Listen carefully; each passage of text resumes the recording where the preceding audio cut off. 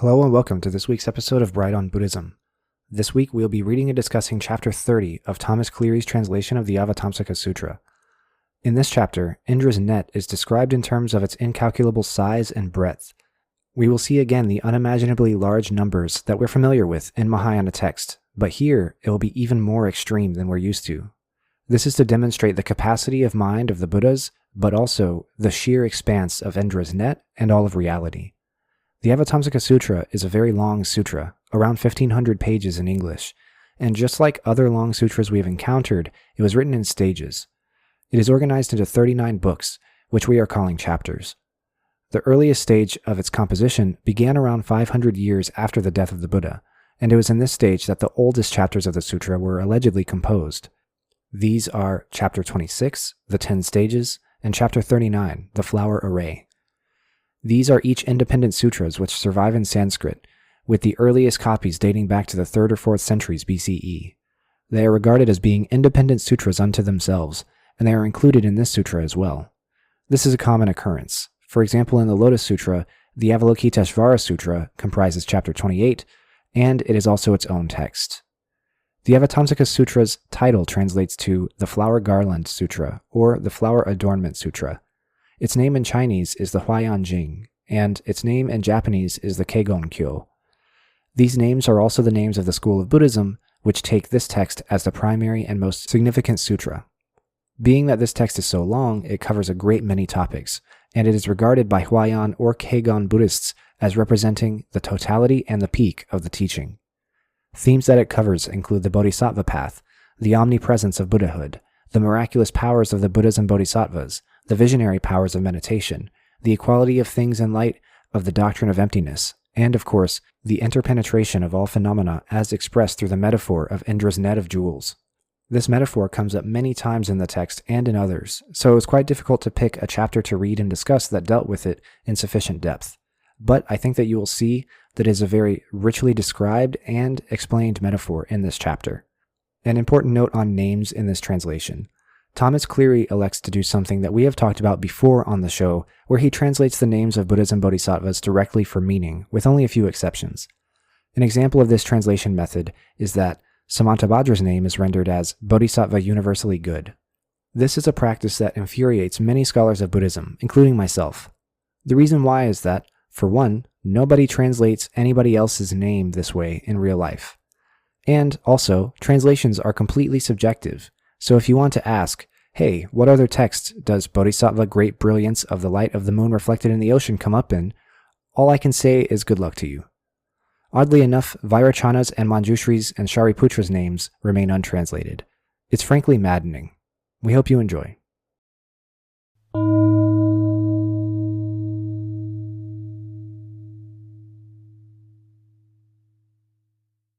Chapter 30. The Incalculable.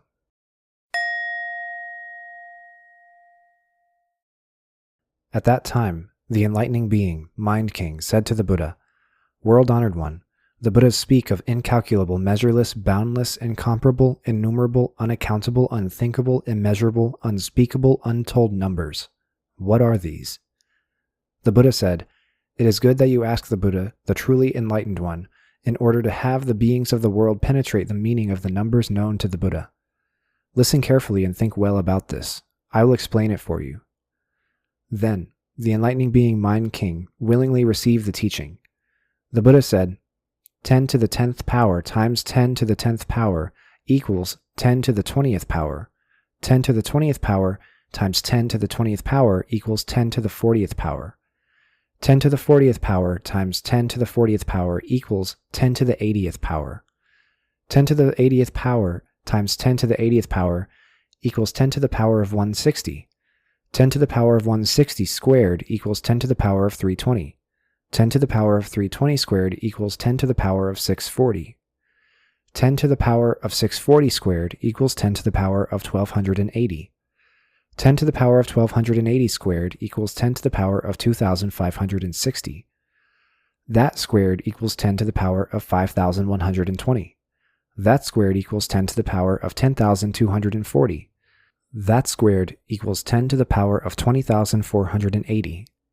That squared is 10 to the power of 40,960.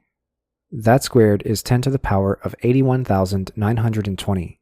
That squared is 10 to the power of 163,840. That squared is 10 to the power of 327,680. That squared is 10 to the power of 655,360. That squared is 10 to the power of 1,311,720. That squared is 10 to the power of 2,623,540. That squared is 10 to the power of 5,247,080. That squared is 10 to the power of 10,494,160. That squared is 10 to the power of 20,988,320. That squared is 10 to the power of 41,976,640. That squared is 10 to the power of 83,953,280. That squared is 10 to the power of 167,906,560. That squared is 10 to the power of 335,813,120. That squared is 10 to the power of 671,626,240. That squared is 10 to the power of 1,343,252,480. That squared is 10 to the power of 2,686,504,960. That squared is 10 to the power of 5,373,009,920. That squared is 10 to the power of 10,746,019,840. That squared is 10 to the power of 21,492,039,680. That squared is 10 to the power of 42,984,079,360. That squared is 10 to the power of 85,968,158,720. That squared is 10 to the power of 171,936,317,440. That squared is 10 to the power of 343,872,634,880. That squared is 10 to the power of 687,745,269,760. That squared is 10 to the power of 1,375,490,539,520. That squared is 10 to the power of 2,750,981,079,040. That squared is 10 to the power of 5,501,962,158,080. That squared is 10 to the power of 11,003,924,316,160. That squared is 10 to the power of 22,007,848,632,320. That squared is 10 to the power of 44,015,697,264,640. That squared is 10 to the power of 88,31,394,529,280. That squared is 10 to the power of 176,62,789,058,560. That squared is 10 to the power of 352,125,578,117,120. That squared is 10 to the power of 704,251,156,234,240. That squared is 10 to the power of 1,408,502,302,468,480. That squared is 10 to the power of 2,817,4,604,936,960. That squared is 10 to the power of 5,634,9,209,893,920. That squared is 10 to the power of 11,268,018,419,747,840. That squared is 10 to the power of 22,536,36,839,495,680. That squared is 10 to the power of 45 quadrillion, 72 trillion, 73 billion, 678,991,360. That squared is 10 to the power of 90 quadrillion, 144 trillion, 147 billion, 357,982,720. That squared is 10 to the power of 180 quadrillion, 288 trillion, 294 billion, 715 million, 965,440. That squared is 10 to the power of 360 quadrillion, 576 trillion, 589 billion, 431,930,880. That squared is 10 to the power of 721 quadrillion, 153 trillion, 178 billion, 863 million, 861,760. That squared is 10 to the power of 1 quintillion, 442 quadrillion, 306 trillion, 357 billion, 727 million, 723,520.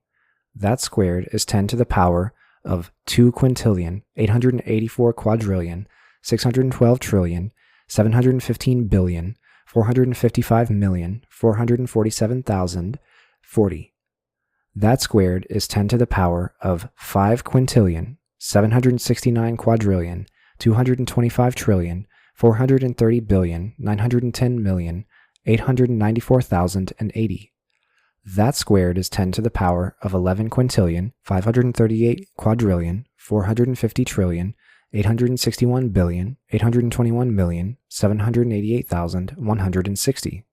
That squared is 10 to the power of 23 quintillion, 76 quadrillion, 901 trillion, 773 billion, 643 million, 576,320. That squared is 10 to the power of 46 quintillion, 153 quadrillion, 803 trillion, 447 billion, 287 million, 152,640. That squared is 10 to the power of 92 quintillion, 307 quadrillion, 606 trillion, 894 billion, 574 million, 305,280. That squared is 10 to the power of 184 quintillion, 615 quadrillion, 213 trillion, 789 billion, 148 million, 610,560. That squared is 10 to the power of 369 quintillion, 230 quadrillion, 427 trillion, 578 billion, 297 million, 221,120. That squared is 10 to the power of 738 quintillion, 460 quadrillion, 895 trillion, 156 billion, 594 million, 442,240. That squared is 10 to the power of 1 sextillion, 476 quintillion, 921 quadrillion, 790 trillion, 313 billion, 188 million, 884,480. That squared is 10 to the power of 2 sextillion, 953 quintillion, 843 quadrillion, 580 trillion, 626 billion, 377 million, 768,960. That squared is 10 to the power of 5 sextillion, 907 quintillion, 687 quadrillion, 161 trillion, 252 billion, 755 million, 537,920. That squared is 10 to the power of 11 sextillion, 815 quintillion, 374 quadrillion, 322 trillion, 505 billion, 511 million, 65,840.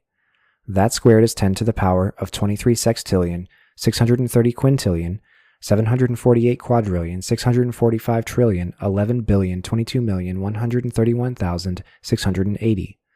That squared is 10 to the power of 42 sextillion, 261 quintillion, 497 quadrillion, 290 trillion, 22 billion, 44 million, 263,360. That squared is 10 to the power of 94 sextillion, 522 quintillion, 994 quadrillion, 580 trillion, 44 billion, 88 billion, 526,720. That squared is 10 to the power of 189 sextillion, 45 quintillion, 989 quadrillion, 160 trillion, 88 billion, 177 million, 53,520.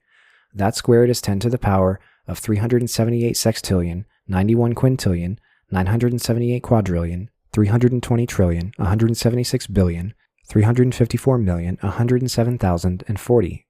That squared is 10 to the power of 756 sextillion, 183 quintillion, 956 quadrillion, 640 trillion, 352 billion, 708 million, 214,080. That squared is 10 to the power of 1512367913280705416428160. That squared is 10 to the power of 30247358265614108328562220. That squared is 10 to the power of 604971653122821665712640. That squared is 10 to the power of 1298943306245643331425280.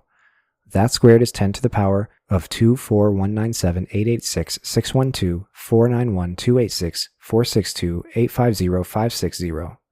That squared is 10 to the power of 4839577322498267292570120.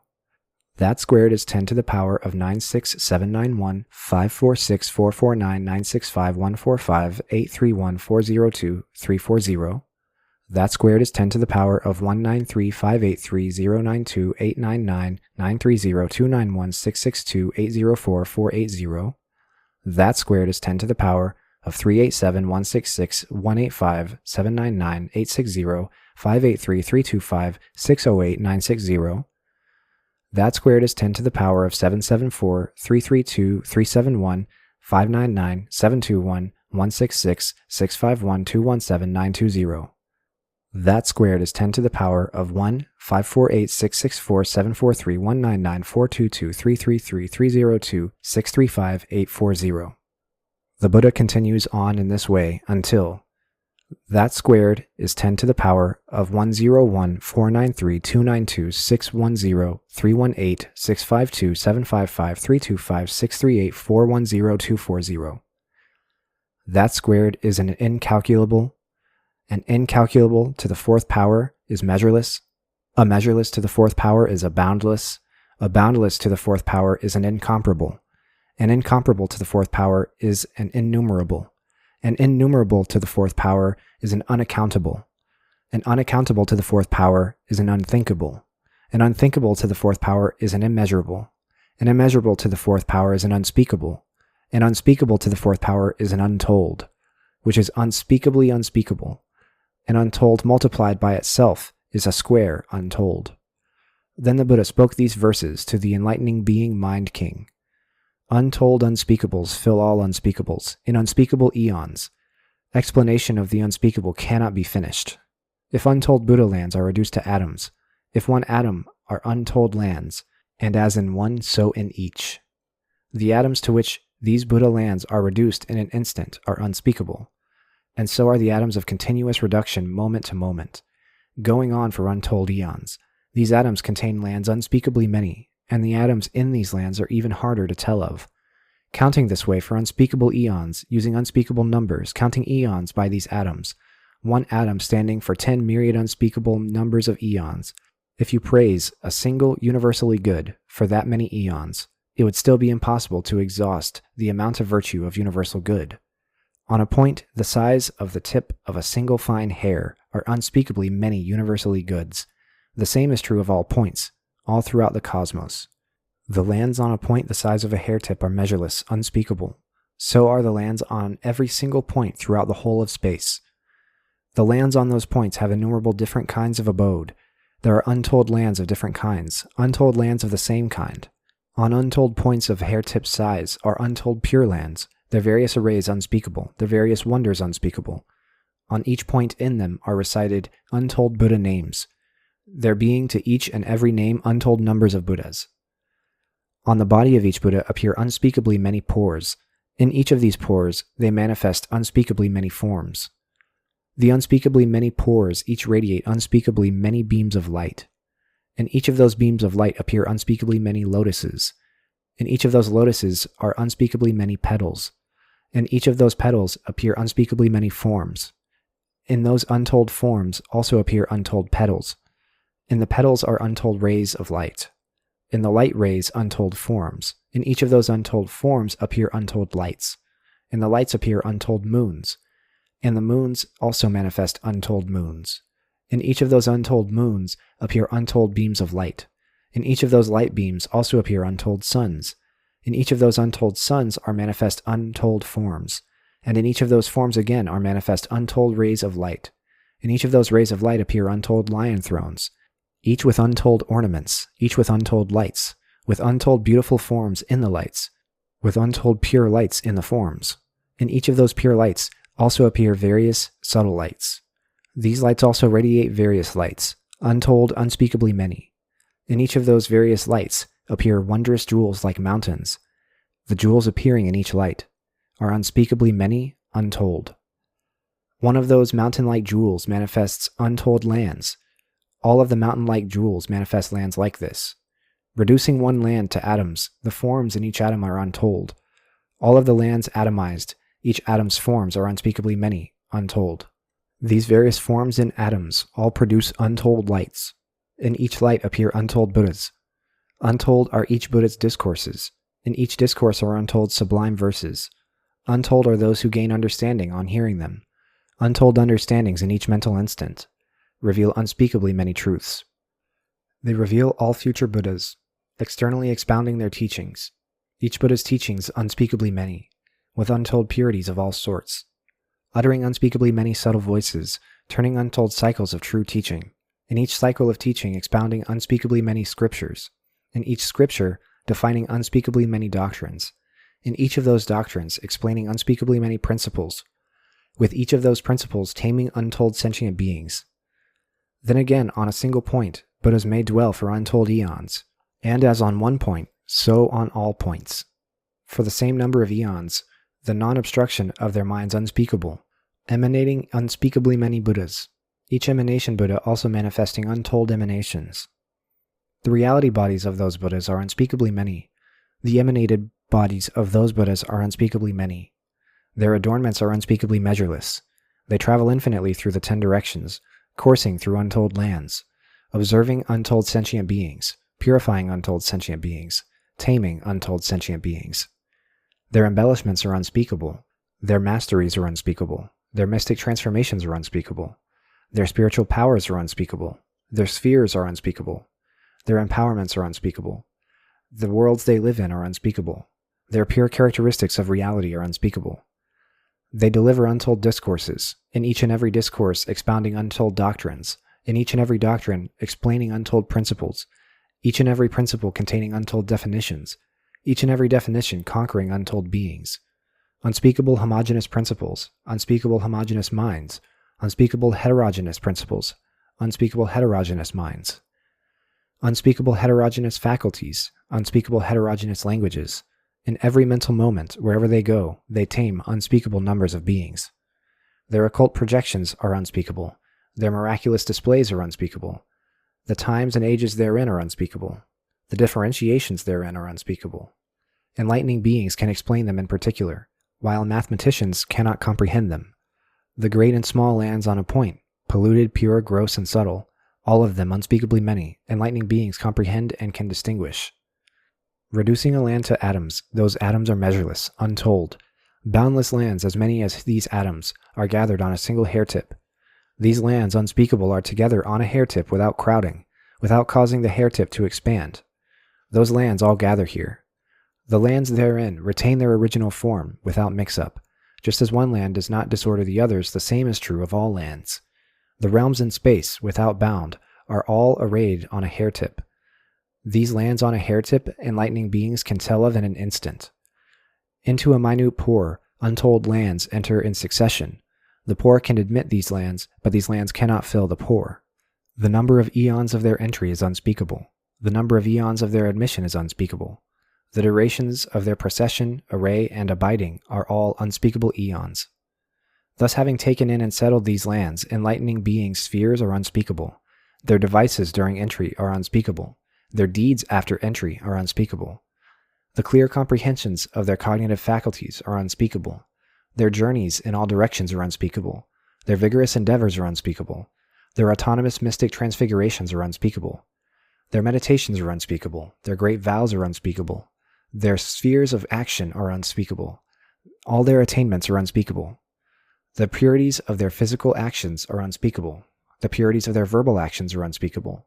The purities of their mental actions are unspeakable. The purities of their resolutions are unspeakable. The purities of their subtle knowledge are unspeakable. The purities of their sublime wisdom are unspeakable. The perceptions of reality are unspeakable. Their cessations of doubts are unspeakable. Their escapes from birth and death are unspeakable. Their ascents to the absolute state are unspeakable. Their deep concentrations are unspeakable. Their total comprehensions are unspeakable. All sentient beings are unspeakable. All Buddha lands are unspeakable. Knowledge of sentient beings' form is unspeakable. Knowledge of their dispositions is unspeakable.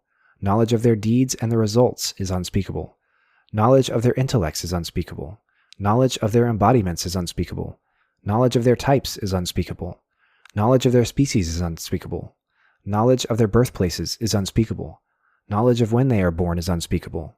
Knowledge of their having been born is unspeakable. Knowledge of their understandings is unspeakable. Knowledge of their tendencies is unspeakable. Knowledge of their languages is unspeakable. Knowledge of their works is unspeakable.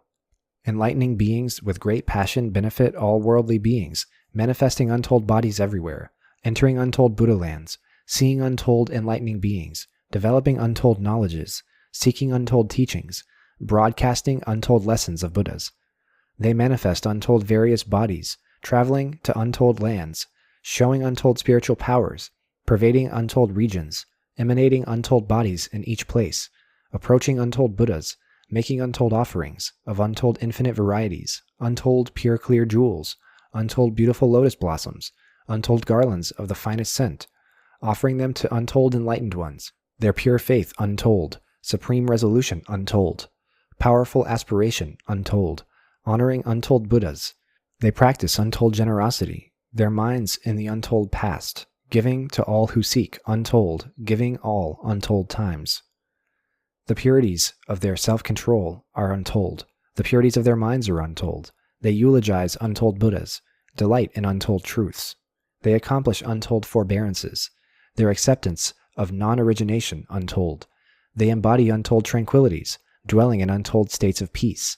They exude untold energy, their past determinations untold, their irreversible aspiration untold, their immutable wills untold. Their treasuries of all concentrations are untold.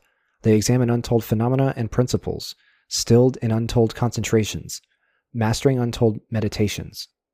Their attainments of wisdom are untold. Their freedoms in concentration are untold. Their comprehensions of things are untold. Their clear visions of Buddhas are untold. They cultivate measureless, untold practices, undertake untold far-reaching vows. Their profound spheres are untold. Their pure means of teaching are untold. The power of enlightening beings' ways is unspeakable. The stations of enlightening beings' ways are unspeakable. Their right recollection is unspeakable. Their realms of principle and fact are unspeakable. They cultivate unspeakably many means of enlightenment. They study unspeakably many profound sciences. Their immeasurable wisdom is unspeakable. Their ultimate wisdom is unspeakable. Their knowledge of things is unspeakable. Their pure cycles of teaching are unspeakable. Their great clouds of teaching are unspeakable.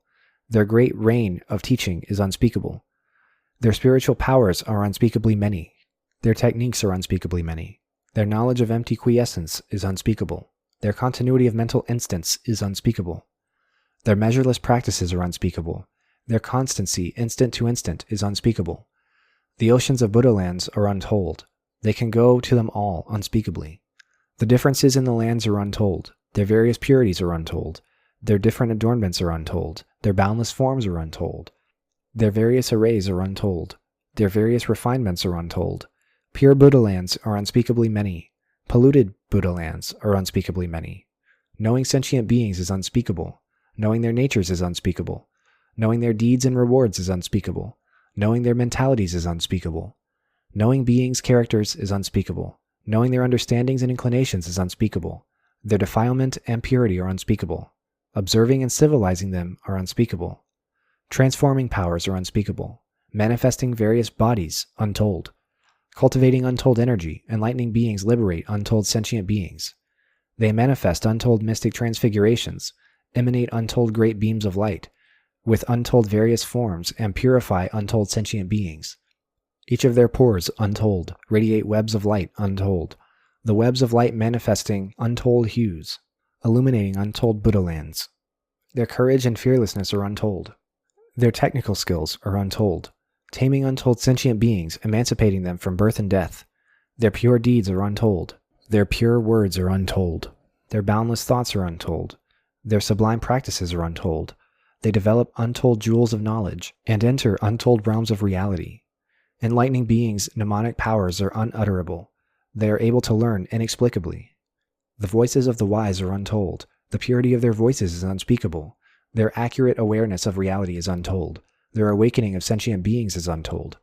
They embody untold dignified bearing. Their pure actions untold. They achieve untold expertise and educate untold worldlings. The offspring of Buddhas are unspeakably many, and so are their pure, excellent acts. They eulogize untold Buddhas. Their praise is inexhaustible, beyond telling. The guides of the world are unspeakably many. So are their expositions and descriptions. Those enlightening beings are unspeakably many, their pure virtues untold. Their spheres are unutterable. They can remain there indefinitely. Their knowledge therein untold. They live through all ages, which none can ever tell.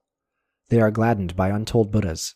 Their wisdom and equanimity are beyond speech. They penetrate untold truths, with untold freedom from obstruction amid phenomena. Past, present, and future, being like space, unspeakable. Their knowledge of all times is untold. Their comprehension of past, present, and future, unutterable. They dwell in knowledge beyond speech. Their superlative actions are untold. Their measureless vows are untold. Their pure great vows are untold. They accomplish ineffable enlightenment. The enlightenment of the Buddhas is inexpressible. They develop untold knowledge, discern untold principles, know all laws, beautify untold Buddha lands, and cultivate untold powers. They cultivate practice for an unutterably long time, and are ineffably enlightened in a single instant. The Buddha's freedoms are unspeakable. Their extensive explanations of truth cannot be recounted. Their various spiritual powers are inexplicable. They appear in untold worlds. Their cycles of pure teaching are ineffable. Their courageous ability to teach unspeakable. Their various expositions unutterable. Their compassion for the world cannot be told. Through all eons unspeakably many, they praise untold merits and virtues. While unspeakable eons may end, those untold virtues cannot be exhausted. Untold enlightened ones, with untold tongues, praise the untold virtues of Buddhas, impossible to exhaust in untold eons. The living beings in the 10 directions all attain enlightenment at once. Therein one Buddha can manifest to all. Untold embodiments, each of these untold bodies manifesting untold heads, each of these untold heads manifesting untold tongues, each of the untold tongues manifesting untold voices, each of the untold voices remaining for untold eons. As is one, so are all Buddhas. As one body, so all bodies. As one head, so all heads. As one tongue, so all tongues. As one voice, so all voices. Ever praising the enlightened for untold eons. The untold eons may end, but praise of enlightened virtues cannot be exhausted. In a single atom there can be untold lotus worlds. In each lotus world are untold chief of goodness Buddhas, pervading the entire cosmos and every atom therein. Worlds becoming, subsisting, and decaying are measureless, unspeakable in number. The point of a single atom is boundless, containing measureless lands therein. The differentiations of the 10 directions are unutterable. The arrays of the oceans of worlds cannot be all told of. In each land are Buddhas, with lifespans of unspeakable eons. Those Buddhas' deeds cannot be recounted. Their profound teachings are unutterable. Their great spiritual powers are ineffable. Their unimpeded knowledge is inexpressible. They enter into a point, the events at that point untold. They achieve the 10 powers unspeakable, and awaken to ineffable enlightenment. Entering untold realms of pure principle, they gain untold treasuries of deep knowledge, various numerical measurements untold.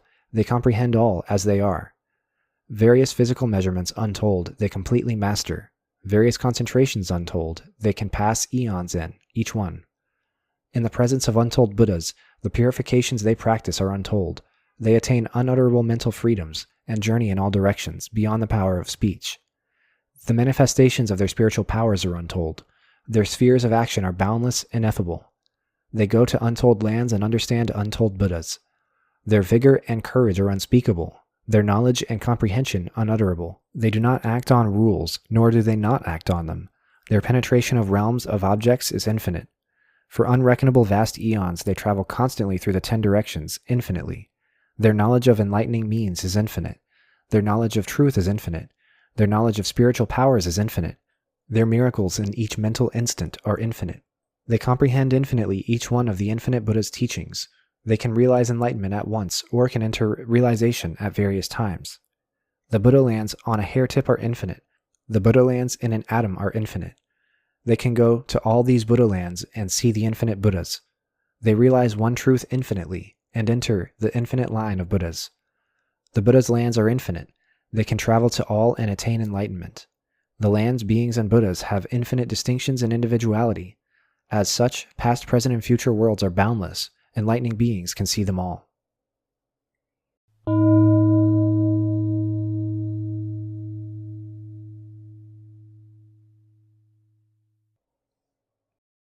So that was chapter 30 of the Avatamsaka Sutra, the Incalculable. Docs, any questions? Several.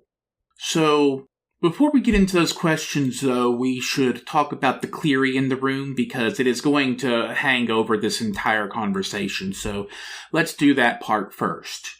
So, I would not consider myself a Buddhist scholar by any stretch of the imagination. I am a somewhat informed enthusiast, but even I can tell that this translation has problems. There are several parts in this where decisions in the translation and localization were made that were just poor decisions. That's absolutely true. And primarily where I see this coming up from my end, from the Buddhist scholar end, is particularly in the usage of science words, which might be a little bit, I don't know, it might be a little bit anachronistic. And also, if there's an equivalent word for anachronism with regards to culture, like something from a different culture as well as from a different time. Yeah, it's like the word atom. We've talked about how there were discussions about similar ideas in the conversations at the time, but the word atom, used and read by a modern audience, implies something that the people who wrote this sutra, there's no way they would have been able to examine, and it's not the same word, it's not the same concept we're using, because in modern times, atom is a scientific term, and that's how it's understood.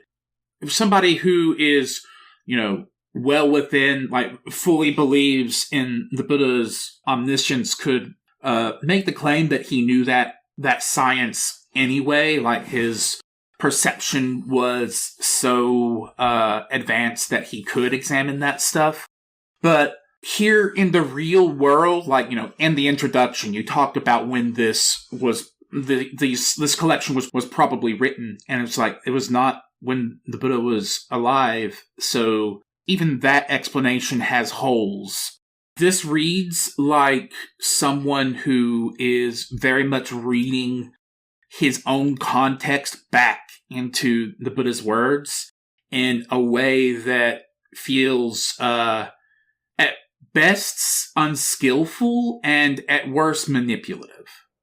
That's absolutely true. And, I should specify that he is not the only translator that we've seen that's used certain science words like the word atom.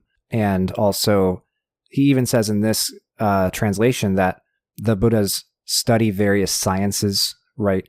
He's not the only one that does that, but he is the only person who has translated this entire sutra front to back into English. And so he is placing himself as something of an authority on this text.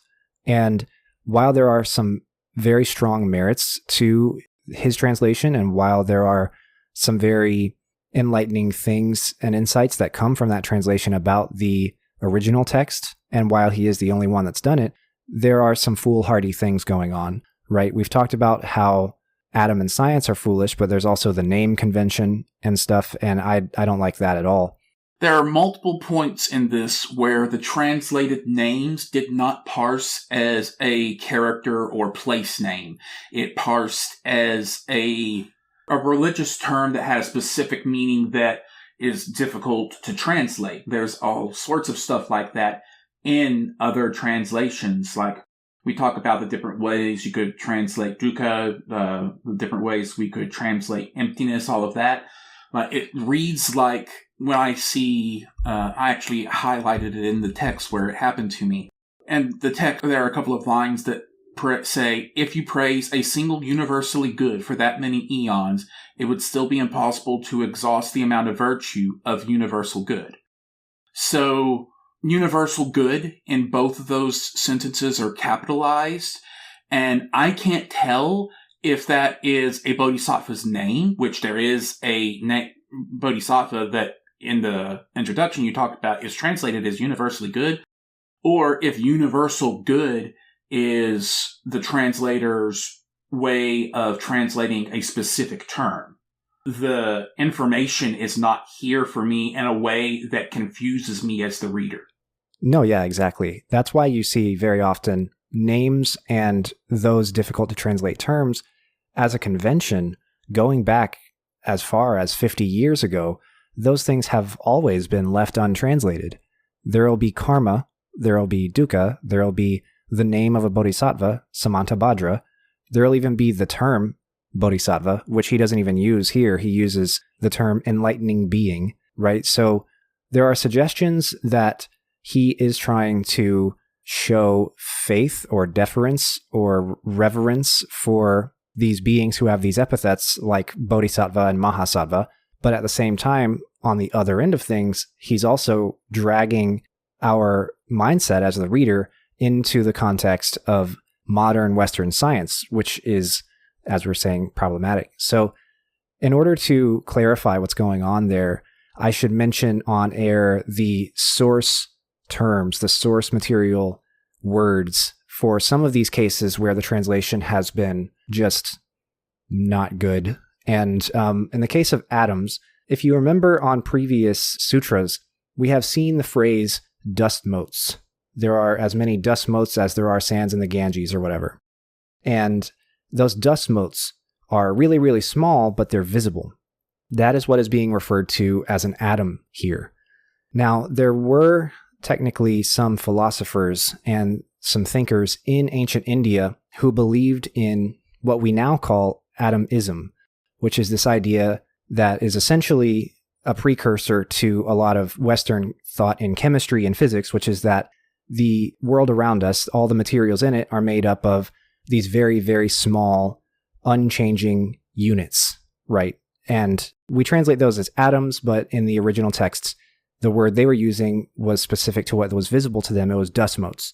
And the way that they knew this was because if you put something solid into water or into the right combination of liquids, it will turn into tiny little particles.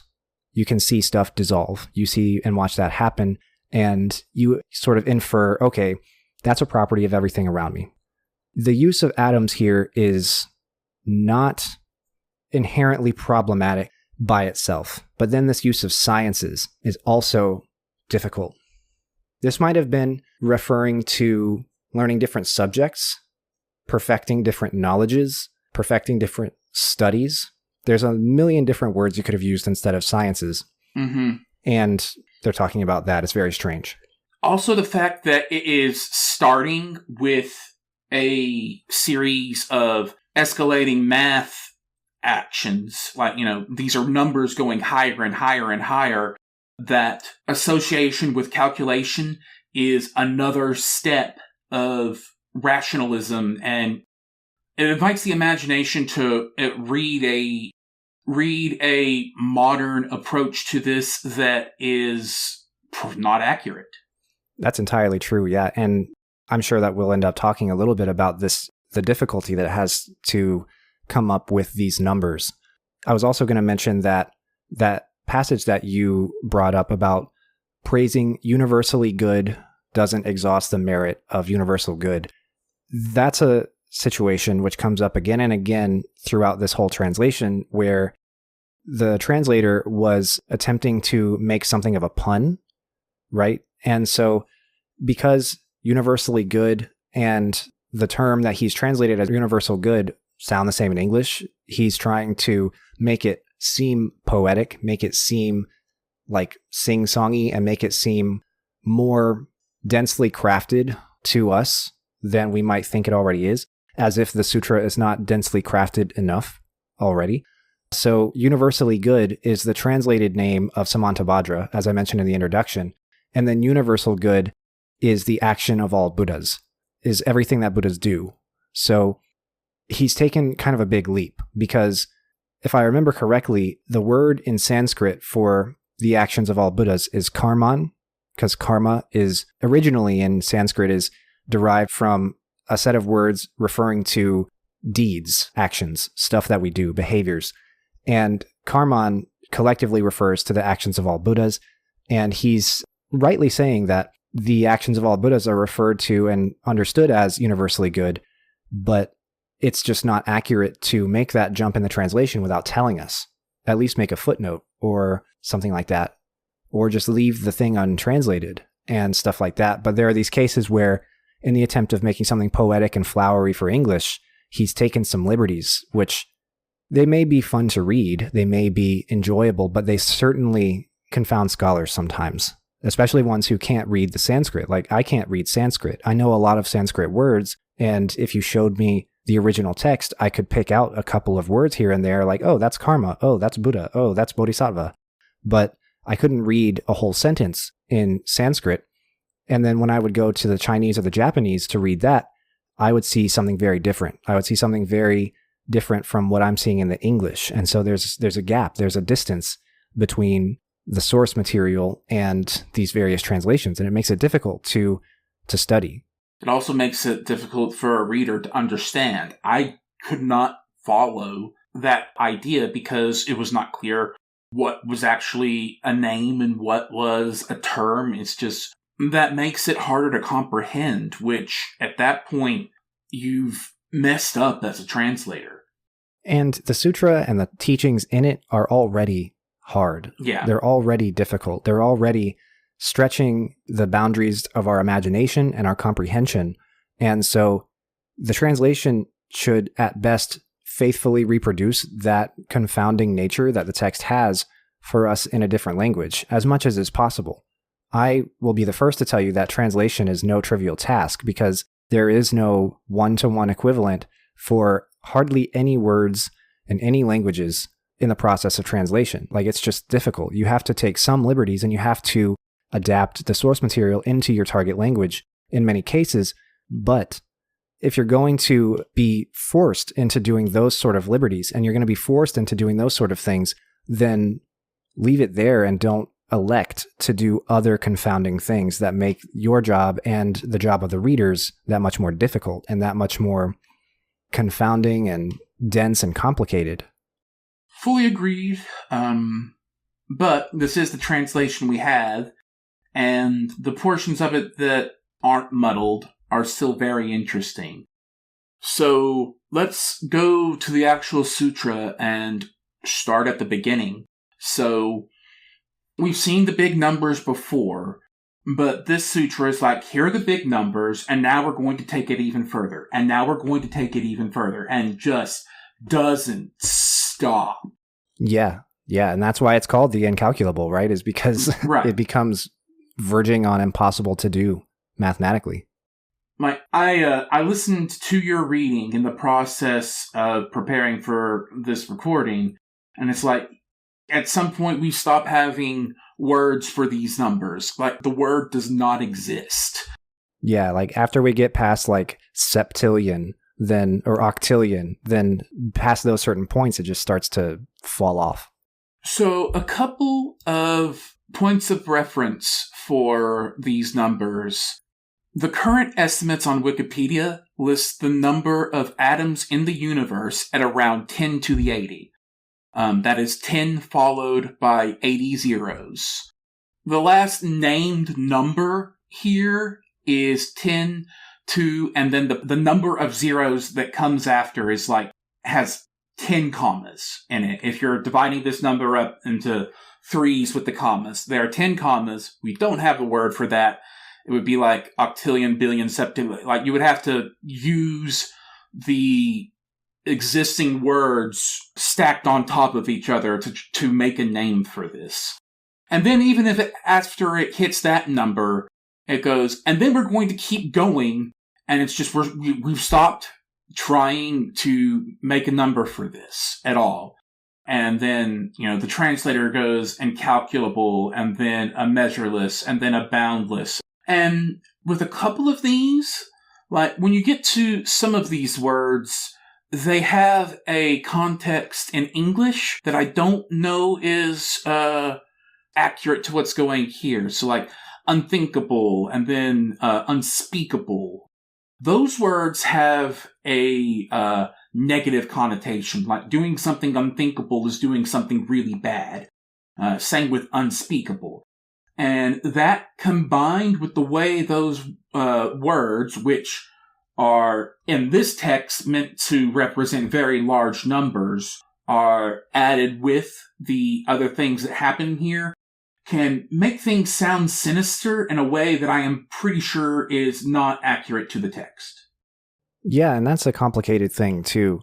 The incalculable and the innumerable and the unaccountable, these things make sense. But yeah, let's start with boundless. So the square of this number with like 33 digits in it is incalculable. And then the incalculable to the fourth power is the measureless. And then the measureless to the fourth power is boundless. So incalculable makes sense. Measureless makes sense simply because, the average mind can't account for measuring something that large. Boundless is difficult. Boundless is tough. Yeah. Any sort of word that implies infinitude is going to break the rule of impermanence. Infinitude and infinity, they break the rule of impermanence because they imply that something is going on forever. Either a string of numbers is going on forever, a counting convention is going on forever, the existence of something is going on forever. Now, I understand that these incalculable numbers are reflected in the mind of the Buddha because his mind has such a large capacity that it is immeasurable, that it captures all of this, that he is omniscient.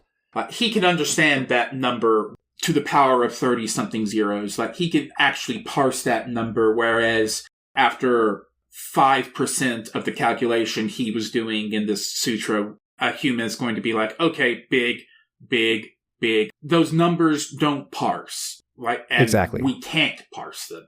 Pretty much after like 1,000 or 10,000, the human mind just kind of stops and just starts writing in, like you say, big, big, big, big, right?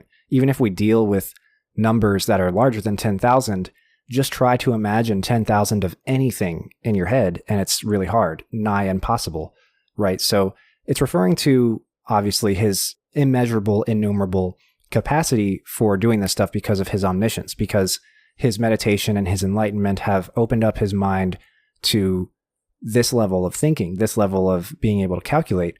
And it's metaphorical, of course, like the only benefit of enlightenment is not being able to do big math in your head, but definitely it's demonstrating the Buddha's got something going on. But whatever he's got going on is not boundless. It's not boundless because boundlessness is the same in my head as infinitude, and infinitude does not happen in Buddhism for the most part, except in a couple of cases. And when it does happen, you have to reconcile it with the case of impermanence. So that's a tough job. That's a tough thing to do. And then, like you say, this unaccountable to the fourth power is an unthinkable. You could just as easily say incomprehensible, and it would take away all of that negative connotation, and it would be just fine. It would be just fine, and you can move on from there. And the same with unspeakable. An immeasurable to the fourth power is an unspeakable. You could just say it's an ineffable, and just fine. So I don't understand what informed each of these decisions, because as far as I know, these words I've just described, ineffable and incomprehensible, they would work just as well as translation options for the Sanskrit words that we get. So I don't know. I would have to ask Thomas Cleary himself. Well, can't say for sure without talking to the man specifically, but there is a word choice here that I think is telling. At one point, he uses the term empty quiescence. Quiescence could just be stillness. There is no reason to use the word quiescence unless you are going for a very specifically grandiose or, I'll say it, in most contexts, pretentious concept. Now, in this case, the Buddha speaking, I can imagine it being that kind of a context where, like, the Buddha would say quiescence, but it's also, like, in a translation, that word implies to me, at least, that the poetic nature of what he's trying to come across is more important than comprehension. And I think because of that has me thinking that, like, this is a translation with something unwholesome in it. Maybe I'm bringing a lot out of a single word, but again, stillness. That's what quiescence means, stillness. And so it's like, this is squicking me out, basically. I can tell that there's something on top of this translation that does not come from the original text. Absolutely, yeah. And scholars are frustrated by that all the time, by this translation. And that's why, oftentimes, unfortunately, Keigon Buddhism, Huayen Buddhism, the type of Buddhism which holds this as the primary sutra, oftentimes you just don't learn about it as much in graduate school. Like, this is something that kind of frustrates me as a scholar, is that there are plenty of things that are given priority and presence in my classes and in my education, but none of them are Huayen Buddhism. None of them are this transformative, slightly esoteric, slightly not kind of Buddhism that is very historically important, very influential on Chinese and Japanese and Korean literature, and merits its own classes, merits its own textual analysis, merits its own mention in the history and the doctrines of Buddhism.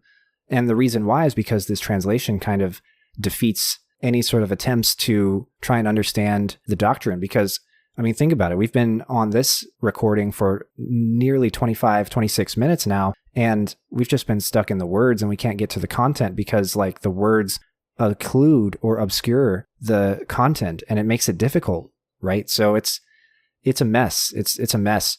And this content would be very difficult even if it was well presented.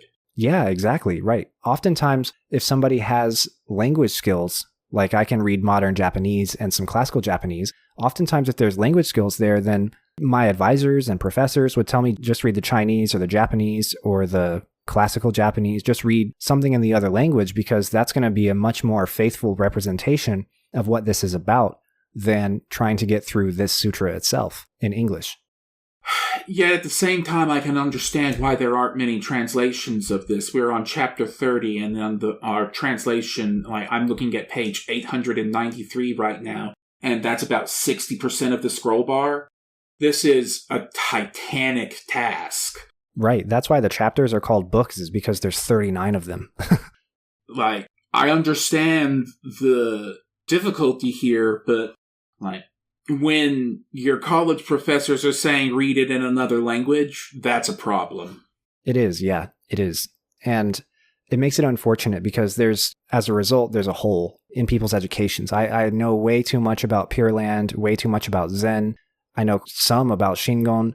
I don't know nearly enough about Keigon Buddhism, about Huayen. This is just something that I'm not nearly as familiar with because it was just left out because of this translation. So, going forward, I suggest we leave further translation issues aside other than, like, nodding to them if we come up to them in the discussion, because I would like to talk a bit about the numbers at this point. Yeah, let's do it. So, hi, I'm a computer science nerd. These kinds of numbers are extremely interesting to me because I've had to go back and think about how I would physically represent this kind of scale in a computer. And like an accurate representation is impossible because it would require more bits than there are atoms in the universe. So like immediately you have to go, okay, we have to lose some granularity here. And the way I was able to not wrap my head around these numbers, but start to understand them is, instead of thinking of it in terms of arithmetic, think of it in terms of calculus. Start taking the derivative of these graphs that we're taking. So, editor docs popping in here just to clarify, it has been decades since I've taken calculus and almost as long since I have actually used it. So if anything I'm about to say is incorrect, please go easy on me. It's been a long time.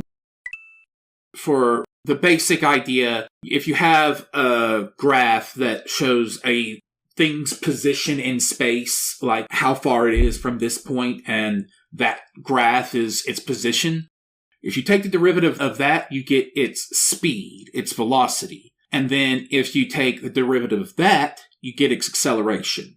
The position numbers are too big. They don't make sense. I don't see a point in even trying to simulate that.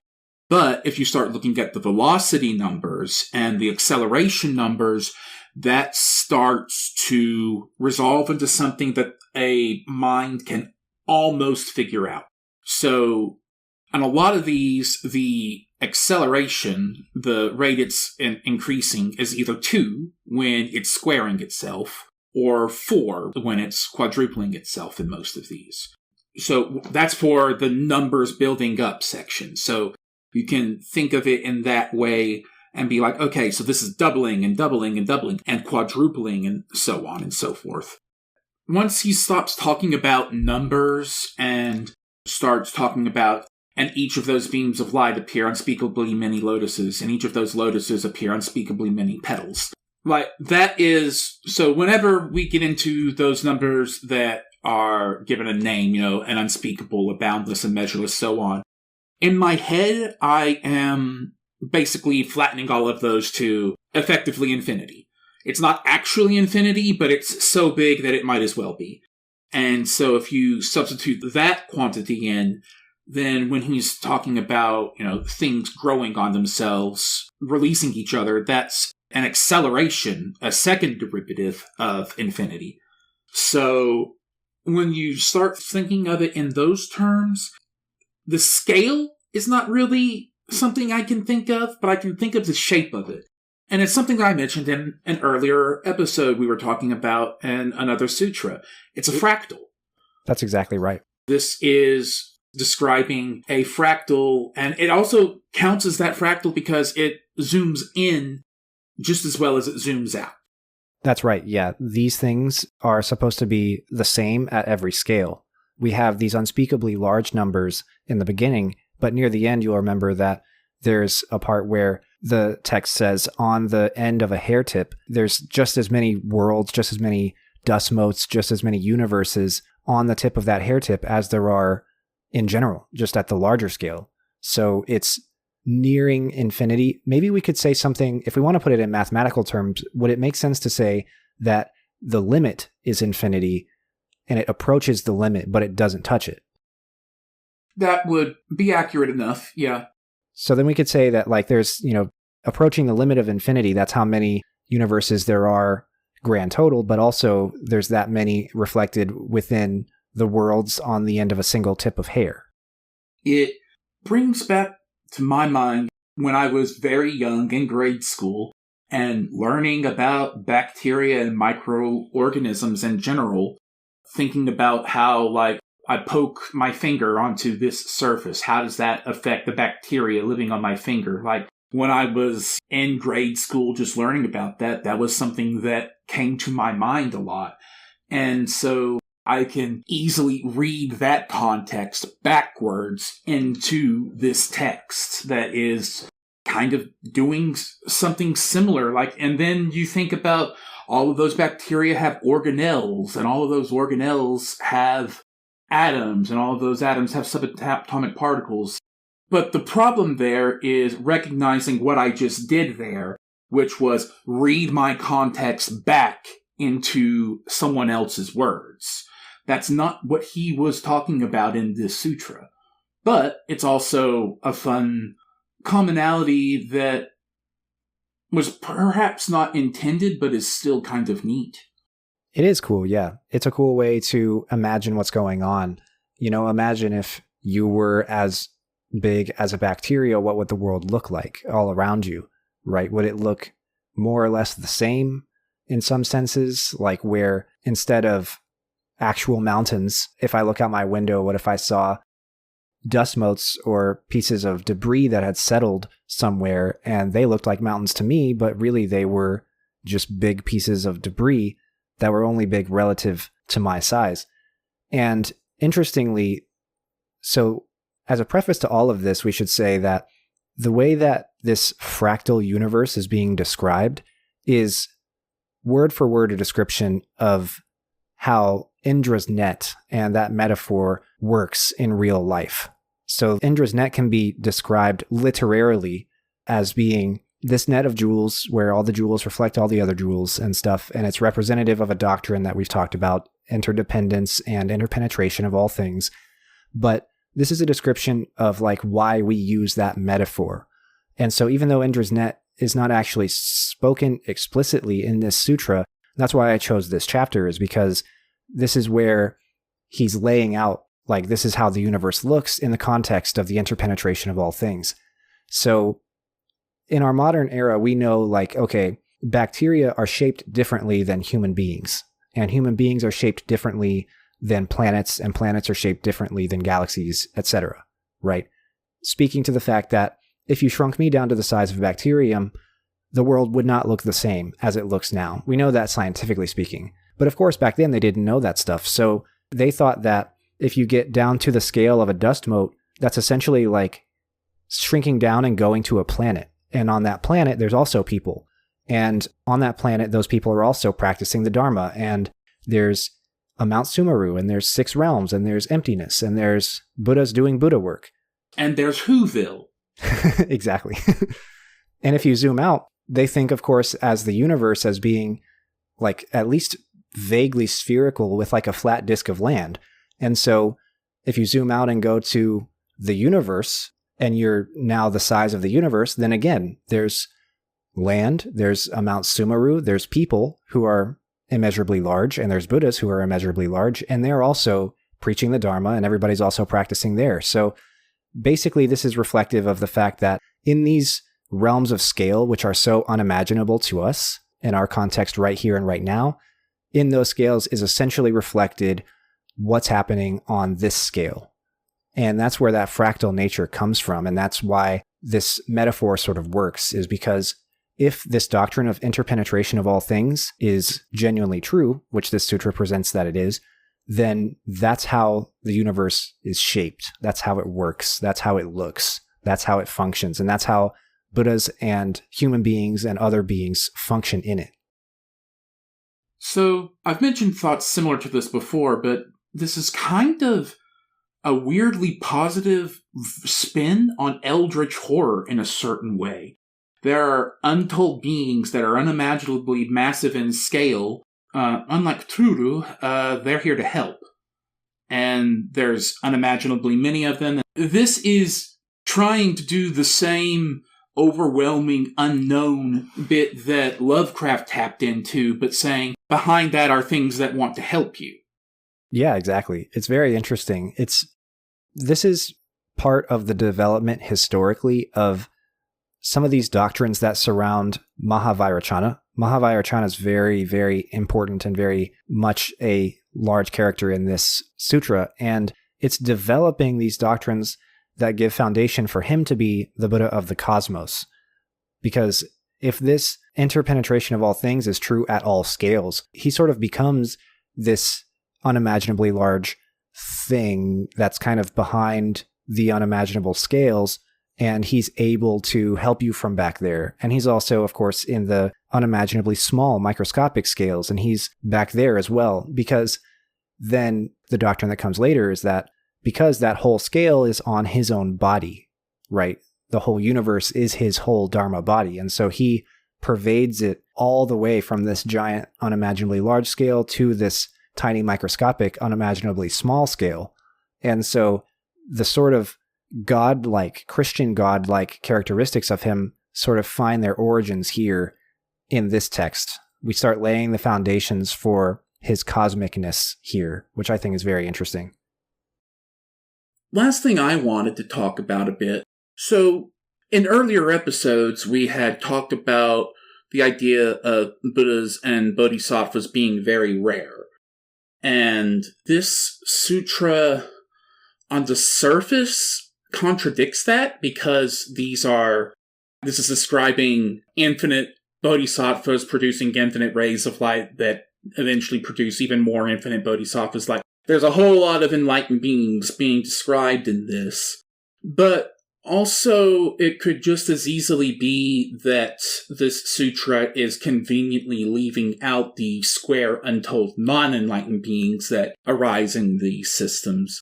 So even though there are nesting infinities of enlightened beings out there doing the work, there are even more nesting infinities of sentient beings who need their help. So, again, it's another level of unimaginable scale emerging from the 16 different levels of that we're already on that's just not even mentioned in this sutra. Yeah, that's exactly right. Think about it like this. Our world, in the Indian cosmology, our world, the realm of humans, is called Jambudvipa, right? And we've talked about Jambudvipa before. It's just the earth, right? It's just where we are.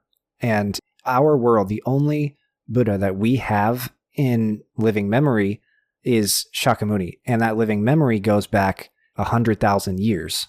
100,000 years of human history. And before that, we were animals, right? So we don't have any way of knowing if there were Buddhas and Bodhisattvas back then, because we weren't in the realm of humans, we were in the realm of animals. That's, of course, reading back like modern evolution theory back onto this cosmology, which is dangerous, but it speaks to the fact, like, in Indian cosmology, our Buddha is Shakyamuni, and somewhere else's Buddha is Vairocana, and somewhere else's Buddha is Amida, right? All these other named Buddhas that we get are technically Buddhas of somewhere else. And they come visit here, and they come and teach with Shakyamuni, and they come do stuff with us and with him, but they're not ours.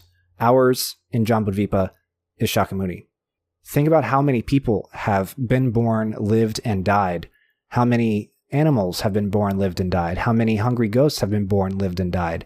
How many of all the different inhabitants of all the 6 realms have been born, have lived, and have died in the 100,000 years of living memory that human beings have on Jambudvipa. That's not even the total number of how many there will be before we get another one, before we get Maitreya, right? Because we still remember the Dharma. We're in the latter stages of it where it's getting harder and harder to reach enlightenment, according to Mahayana thinkers and stuff. But at the end of the day, regardless, the Dharma wheel is still turning.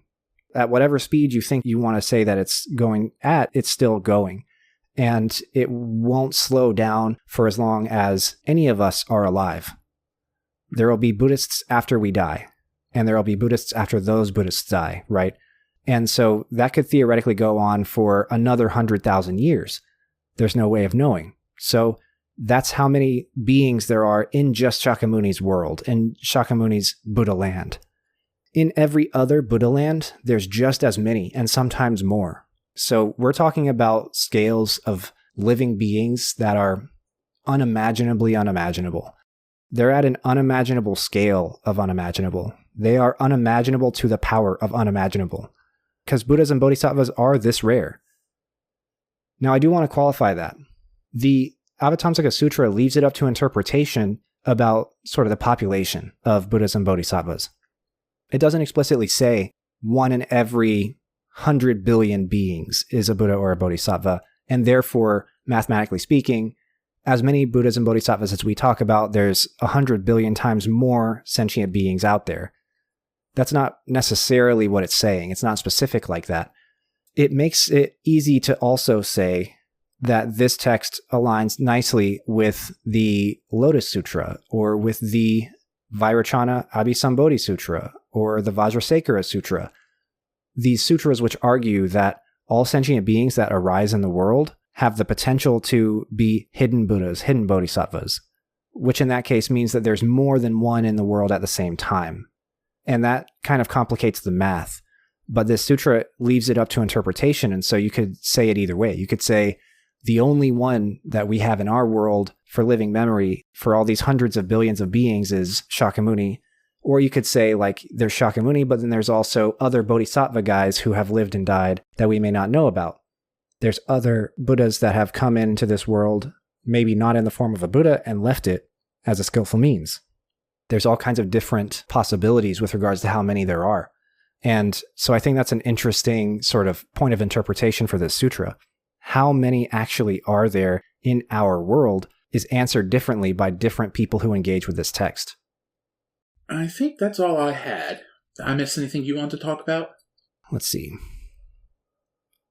Yeah, so the last point that I wanted to make about this text, just as a point so that we know going further, learning about Keigon, learning about Shingon, learning about other types of Buddhism in East Asia, is knowing that this text argues that everything about enlightenment and being enlightened and knowing about enlightenment and knowing Buddhas and knowing Bodhisattvas and being Buddhas and Bodhisattvas, everything about that is either itself ineffable or has a characteristic that is ineffable.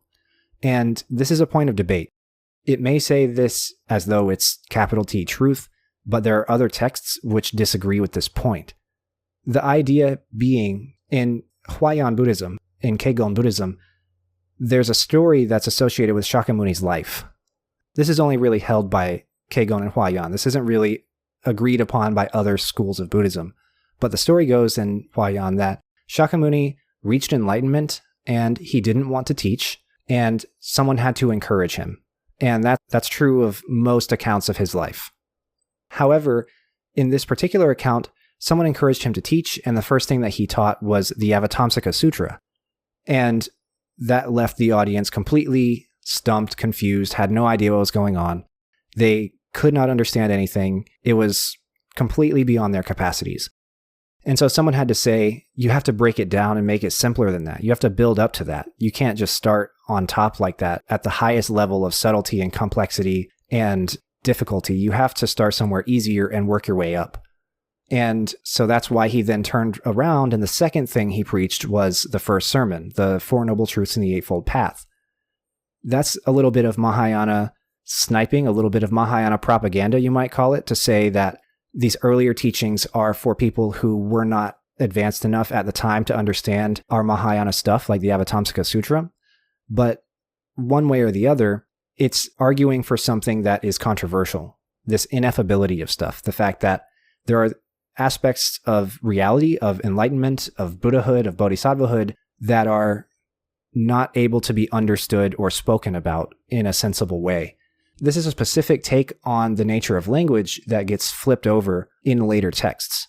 In later texts, we see this philosophy that I've mentioned before, where words and language are spoken of as being dualistic and being samsaric and being susceptible to characteristics like impermanence, emptiness, and dukkha, and desire, and attachment, and so on and so forth, and being potentially a fuel for those things, but also being potentially able to point toward enlightenment, point at Buddhahood, point at enlightenment and Bodhisattvahood. And they're not necessarily the thing itself, but they have the potential to point to the thing itself if you change your understanding about them and how you consume them and how you use them. And so this is kind of like, I would say, anti-language, in the sense of regarding language as being unable to capture what it's trying to say, what it's trying to teach, what it's trying to encourage readers and practitioners to get to. And that becomes very influential on Asian culture. For example, there was an entire movement in Japan that was entirely against theater, entirely against plays and literature, because the words in them were regarded as being lies. And they were breaking the precept of not telling lies, not saying things that you know to be false, because they're stories. You tell stories and the stories didn't actually happen. It's just for entertainment. And so they even came to be associated with a name. kigo, which means like false speech. And so these things are very influential and very important. These stances that these texts take can really determine a lot about how a culture engages with certain things. And in particular, literature and language and theater and performance and acting and fiction and things like that. We understand fiction to not really have happened, but is fiction a lie? That's kind of an open question. So just consider that perspective on language, because this is the first time that we've really seen that up front and in person and very close to the center of the text. So keep that in mind as we continue through the Avatamsaka Sutra, but then as we go back also to our other longer sutras, which deal with language in a different way. I mean, I'm just a normal human, and I often find myself railing at the limitations of language just as myself. Now, outside of this podcast, I spend a lot of time writing, so I think more about words than I think an average person would. But also, I can imagine, somebody with the intellect to be able to handle the numbers that we have just been talking about, looking at us and being like, how do I tell them what's going on?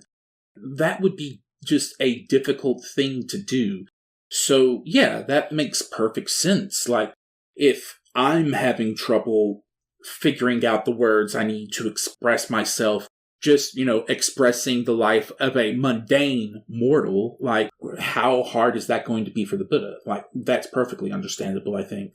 I agree. I totally agree. And if we take this idea of enlightenment to be true and possible and real, then the way that it's described absolutely would challenge language, challenge conventional means of communication, and challenge conventional usages of language and usages of teaching and communication, because it is so crazy compared to our day-to-day experience. It's omniscience. It's an understanding of the true fundamental nature of the universe at every scale. It is the utmost realization of your nature of, yourself and everyone around you. And it's just beyond anything that most people can even comprehend or imagine on a day-to-day basis. And so absolutely it would hit the rails if it was kind of trapped into words. And that's why we see this development post Avatamsaka Sutra, where they start to say, okay, everything that the Buddha said is the exoteric, the revealed teaching, because he had to put it into words, and words are limited. And everything that he didn't say, but that he showed us, or that informed those words, if you read between the lines, that stuff is the esoteric. That stuff is the real deal. That's the stuff that is even beyond this brute force approach to enlightenment, or this password crack idea that we've talked about before. It's even beyond those things. It's like the computer and the software behind those hacks, right? It's the real stuff, the meat and potatoes of Buddhism. And so that being the case, this is a highly influential text in the development of East Asian esoteric Buddhism. We had already seen the development of Tibetan Vajrayana, Tibetan esoteric Buddhism, particularly in the context of its development alongside Tibetan indigenous religions. But this is a real turning point for East Asia with regards to how they understand what the Buddha taught, and if that was it, if there was more to it, and if so, what was more to it. And that's why that esoteric stuff is the secret stuff, is because he didn't tell anybody that stuff. You have to get there yourself with the help of a teacher, beyond the limits of the text, beyond the limits of the words, even beyond the motions and the experiences of a ritual. You have to kind of break through the divide between the exoteric and the esoteric. And, the exoteric is not wrong necessarily, but it is limited in scope, limited in ability. You can see how that would fuel some of this Mahayana propaganda that, they would say to the Theravada practitioners, everything that you do, the Buddha told you to do, but you don't have any knowledge of what he didn't say, right? You couldn't read between the lines and know what was going on behind the curtains. There's a little bit of that sniping that we often see, but if we kind of lay that aside, we can just see this doctrine that there's the thought and there's the words you use to convey that thought. And the thought has a shape that can't be fit into the shape of the word and the definitions that that word has. And so Shingon Buddhism, Esoteric Buddhism, Avatamsaka Buddhism, these types of Buddhism aim to understand the thought, the shape of the thought behind the words, and the secrets that lie beyond language, rather than trying to understand things in terms of language.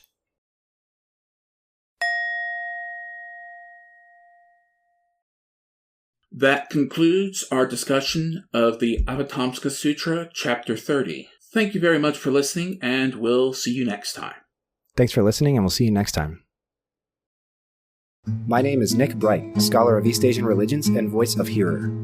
And I'm Docs, editor, question asker, and voice of Hermit. And this is meant Bright on Buddhism. Thank you for listening.